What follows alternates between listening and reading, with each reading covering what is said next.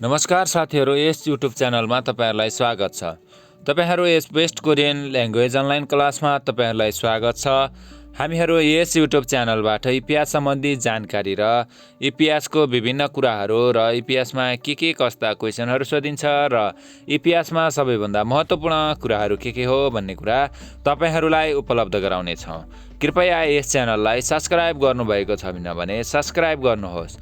यस channel अन्तर्गत हामी विभिन्न किसिमका मिनिङहरू मिरी, फल्स, इमी, है, आका, त्यसैगरी खुरीगो, खुरेस, हैन, खुरन्दे, अनि दागा, रागा, है, जस्ता कुराहरूको तपाईहरुलाई जानकारी र कुन ठाउँमा कसरी प्रयोग गर्ने भन्ने कुरा उपलब्ध गराउने छौं। कृपया यस च्यानललाई सब्स्क्राइब गर्नुभएको छैन भने यस च्यानललाई सब्स्क्राइब गर्नुहोस् र नजिकैको बेल आइकनलाई पनि प्रेस गर्नुहोस्। साथीहरू, ढिला नगरिकन आजको विषयवस्तुतिर लागौं।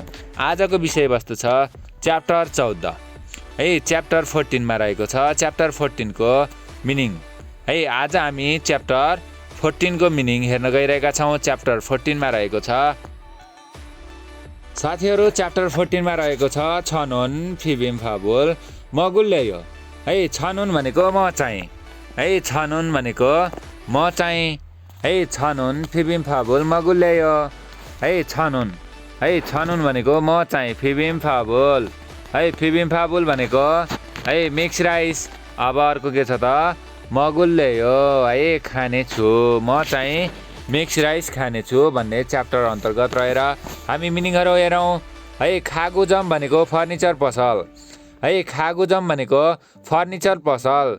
अनि त्यसैगरी थेछोजक भनेको, है, संरचनागत, है, थेछोजक भनेको संरचनाजक। अनि त्यसैगरी उम्सिक भनेको खाना, उम्सिक भनेको खाना, शिक्षा भनेको खाना, सिक्ताङ भनेको रेस्टुरेन्ट, मात भनेको स्वाद, है।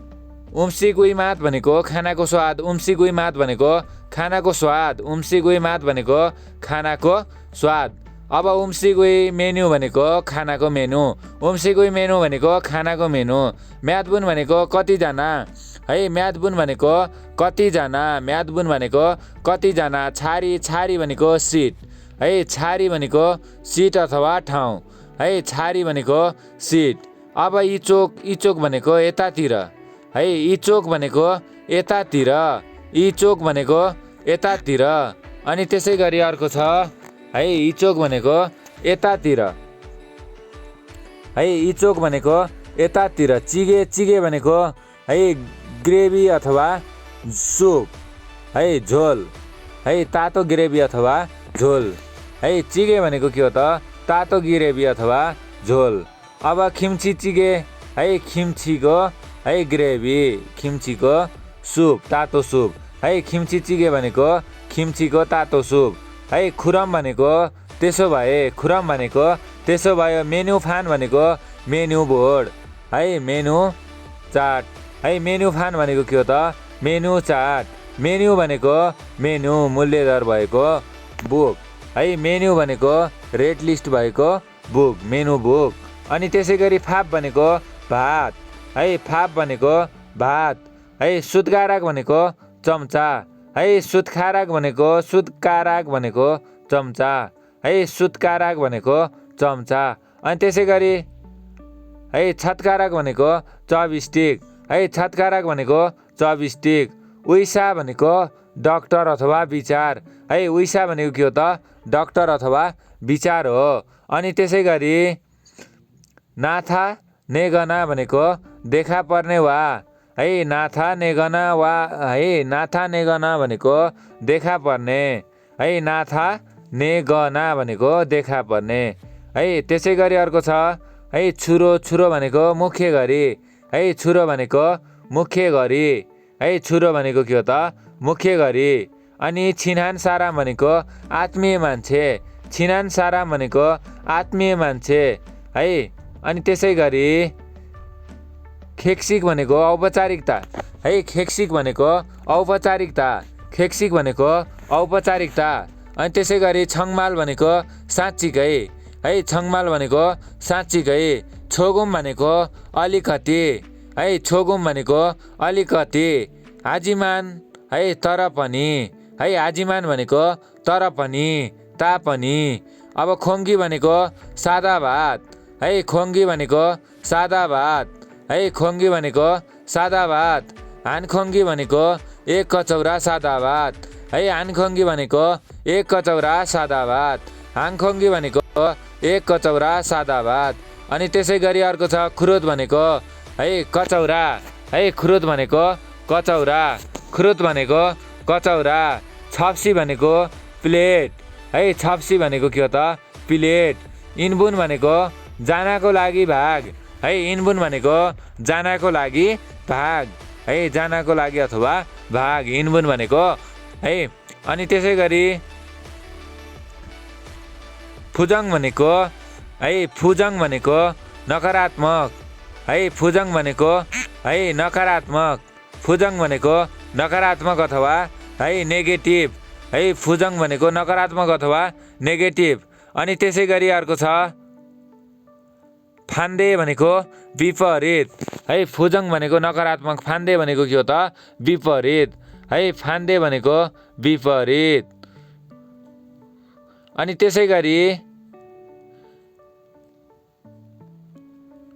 एवैजक भनेको है नमिल्दो एवैजक भनेको नमिल्दो है एवैजक भनेको नमिल्दो एवैजक भनेको नमिल्दो अनि फ्योहन भनेको अभिव्यक्ति है फ्योहन भनेको अभिव्यक्ति फ्योहन भनेको अभिव्यक्ति आछिम भनेको बिहान हाम्के भनेको सँग है खाल्बी भनेको करङ खाल्बी भनेको करङ त्यसै गरी अर्को छ तुकपेगी भनेको है तुकपेगी भनेको है तुकपेगी भनेको चिनिया माटोबाट बनेको भाँडा माटोको भाँडा है तुकपेगी भनेको माटोको है बनेको भाँडा है माटोको भाँडा अनि त्यसै गरी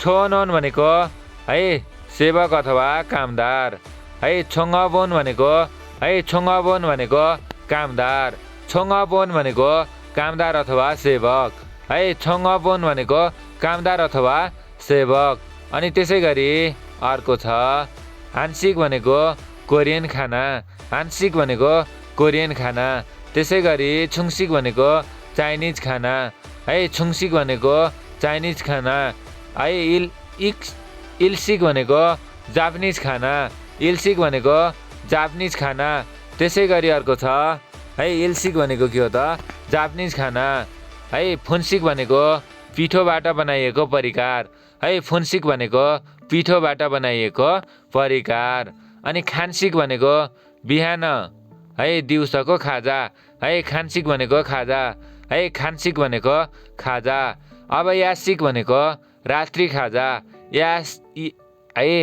अब यासिक भनेको रात्रि खाजा यासिक भनेको रात्रि खाजा खोङ्गन भनेको पार्क अथवा बगैँचा खोङ्गन भनेको पार्क अथवा बगैँचा त्यसै गरी अर्को छ छुमुनादा छुमुनादा भनेको अर्डर गर्नु है छुमुनादा भनेको अर्डर गर्नु अनि छारिगा इत्ता भनेको सिट हुनु है छारिगा आप्ता भनेको सिट नहुनु खुरुदा भनेको छान्नु है खोरुदा भनेको छान्नु खोरुदा भनेको छान्नु त्यसै गरी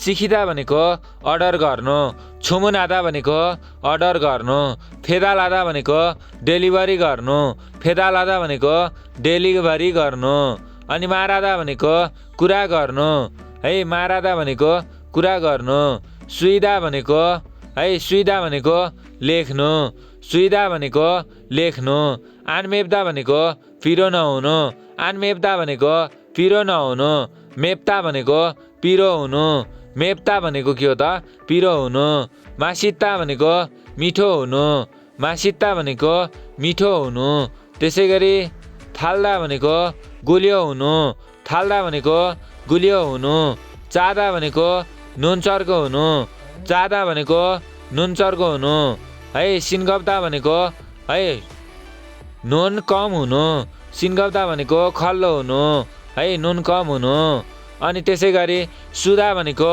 तितो हुनु सिधा भनेको अमिलो हुनु अब नोइदा भनेको है राखिनु है नोइदा भनेको राखिनु, नोइदा भनेको राखिनु, नोइदा भनेको राखिनु। हस् त धन्यवाद साथीहरू। अब च्याप्टर 15 को मिनिङ तपाईँहरूलाई भोलि उपलब्ध गराउने छु र त्यतिन्जेलसम्मको लागि बिदा दिनुहोस्। र यस च्यानलमा पहिलोचोटि हुनुहुन्छ भने कृपया यस च्यानललाई सब्सक्राइब गर्नुहोस्। हामीले सबैभन्दा महत्त्व र इतिहासमा सोधिने एकदमै महत्त्वपूर्ण कुराहरूको तपाईँहरूलाई मिरी फल्स एमी त्यसै गरी खुरन्दे खुरिगो खुरेस र गो र आस हस अनि लगायत अनि विभिन्न किसिमका कन्फ्युज मिनिङहरूको बारेमा तपाईँहरूलाई डिस्क्रिप्सनमा दिने नै छौँ। त्यसको लागि भए पनि तपाईँहरू यस च्यानललाई सब्सक्राइब गर्नुहोस् र नजिकैको बेल आइकन प्रेस गर्नुहोस्। हस् त धन्यवाद साथीहरू, आजलाई यति नै र अर्को नेक्स्ट एपिसोडमा हामी भेट्ने नै छौँ। त्यतिन्जेलसम्मको लागि बिदा दिनुहोस्। हस् त धन्यवाद।